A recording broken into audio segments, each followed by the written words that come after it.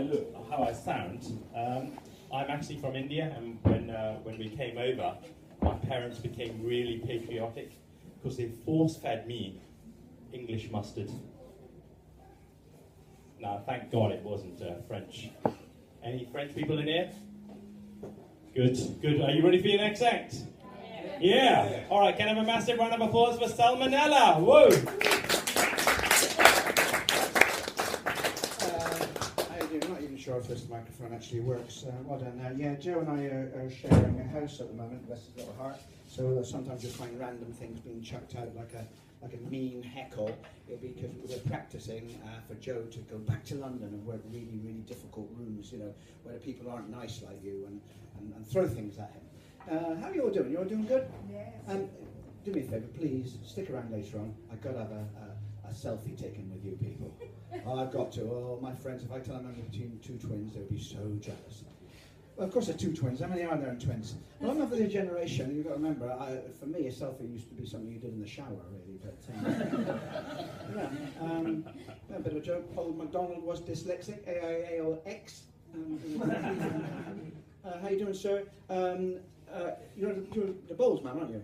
Welcome. Can you arrange for me to get readmitted to my club because they threw me out for going overarm? And you're an actress, aren't you, darling? What parts have you played? Oh, all sorts, but a bit of panto. The panto. What's been your favourite part? Don't make it a really moving, sad one that's going to kill the room. Something upbeat. What have you done that you really love? Hermia? Hermia! I've got no idea. But it sounds award-winning. It's great. Yeah, well, we'll give her a round of applause because she done really well.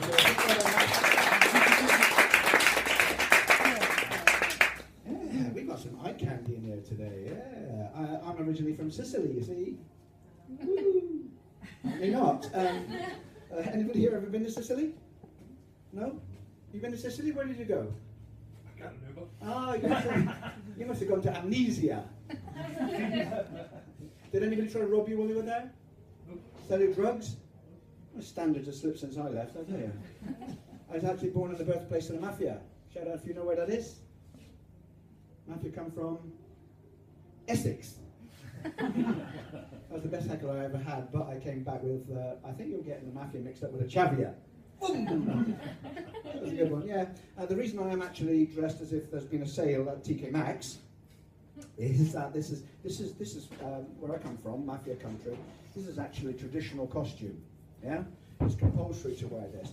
And I've been doing comedy just a couple of years now. I took it up very late in life. I took it up like John Bishop when he got divorced. Did you know that John Bishop took up comedy when he got divorced? But a lot of comedians, you know, they go off the rails a little bit when they get divorced. Some of them take up drugs and some of them take up to drinking. But I took up comedy as a healthier option to shooting myself, basically. Yeah.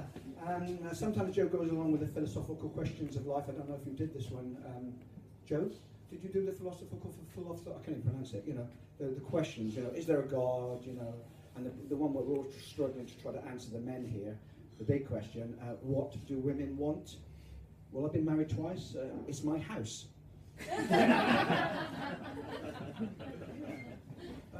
Yeah, it really is. But what I have found that I actually rather make a room full of strangers happy than make one woman miserable. Basically. What else was I going to tell you about? I was going to take in a memento back here of lovely Edinburgh. I can't tell you how hard it is to find a pinstripe kilt. Very, very difficult indeed. Did you tell me you're a Buddhist? He told you you're a Buddhist. Now, he's a lovely guy. He's a very lovely guy, Joe. But I've got to tell you, sometimes he drives me so mad, I genuinely want to kill him. But of course, he's going to come back and be reincarnated, and I'm going to kill him all over again, aren't I? He doesn't even bear a grudge, so I can't even annoy him there. Buddhist story. Any Buddhists in it? Shut out? Back down in Bath where I lived. Anybody here know Bath? Well, I come up from Bath. It's actually quite posh down there, but we get hordes of visitors down there. And for some reason, we get a whole stack of Buddhists. You must have seen them. They're all going around and they're dressed head to toe in orange. You know the ones? It's the religion of EasyJet. And this old Buddhist monk came up to me with a flyer, and I took it, presuming it was going to be a first show, but it wasn't. And he was so old, and he was so wizened, and his little wrinkly face looking up at me. He reminded me of a dried up Satsuma, really, basically, this guy. So I took his flyer, and it said on there, "There's no future without enlightenment." That's what they say, isn't it, Joe? But can I tell you, that's a bit depressing. I prefer the old slogan, you know the one? The future's bright, the future's orange. I've been told I haven't actually got a face for comedy. Apparently, the suit works, but I haven't actually got a face for comedy. I've got a face more like that suits debt collecting. What I actually do during the day is a sensible job. Guess anybody like to have a crack at what I actually do for jobs here? Anybody here? Ice cream man. You think I'm an ice cream man? Okay, we'll go with that. Anybody else? Anything? It isn't. What do you reckon, Bob? A pimp. If I was a pimp, I think I'd do a bit of self-service. I can tell you that, I'll be honest with you. No, definitely not a pimp. Estate agent. Estate agent? Well, that's kind of a... No, it's not a compliment. They're assholes, aren't they, estate agents?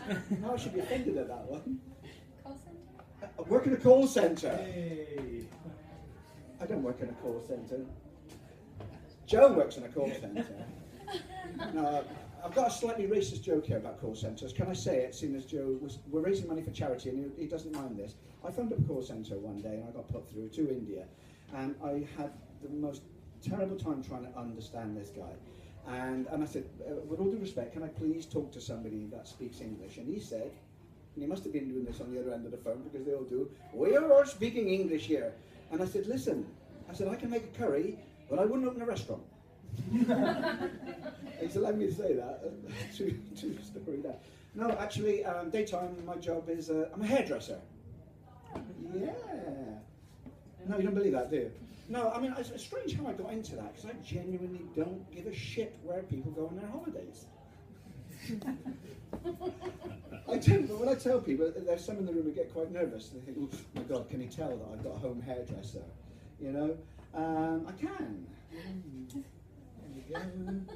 Tinted, highlighted, sandblasted. Thank you very much. It's all for a good cause, all for charity. But I don't know if it's the same up here where you people come from. Hairdressers have got a very bad rep down there. They're not the brightest people in the world, are they? No, they're not. The only staff that I've ever employed that have had 2 brain cells have turned out to be pregnant. Come on, you know it's true, isn't it? I had a woman over there, we had a bit of a hot spell a while ago, and she was getting a bit hot and bothered, and the girl said, "Would you like me to open the door for you?" My junior said, "Would you like me to open the door for you?" She said, "It won't help," she said, "I'm just going through the change." And my junior genuinely said to her, "Oh, I didn't even know they did that operation in this country." Classic. The woman came in one day with a really beautiful handbag, a bit like this one. And she said, "Oh, I love your handbag. Is that real leather or stimulated leather?" Yeah, it's a true story. And she said, "My little boy's at school, and the teacher has complained that there's a boy in the class that keeps swearing, but we have to forgive him because he's got T-Rex syndrome." There's another one. And then she met this guy and she said, "He's really rich. He's got one of those big flash Italian sports cars." And I said, "What, Ferrari?" She said, "No, the other one, a Lamborghini."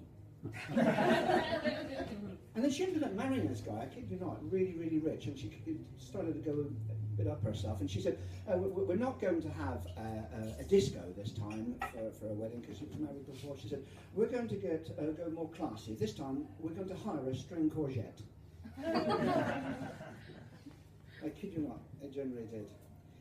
Let's talk about Facebook. Who's on Facebook? Yeah? Can you pick me up on Facebook? Yeah, right. I actually didn't get onto Facebook until a little while ago. My daughter said I should go on Facebook. And I said, "Why?" She said, "It's so that people can follow you." I said, "I got enough trouble with people following me as it is. Plus, I sound too old." Are you on Facebook? See, I'm going to start one for us old people. I'm going to call it Facelift Book. Will you go on there? Will you join me on that?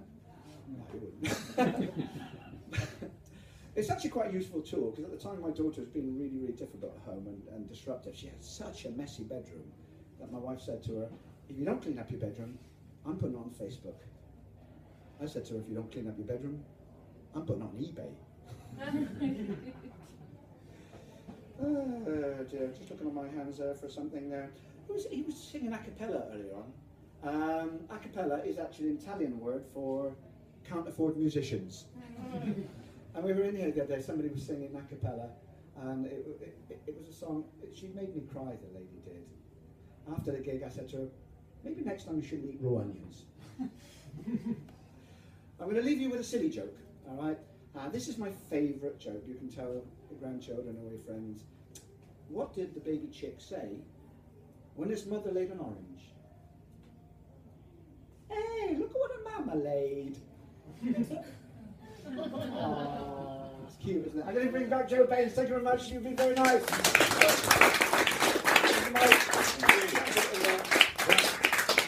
Well, I am Switzerland's only full-time professional Bollywood dance instructor. I'm going to take two very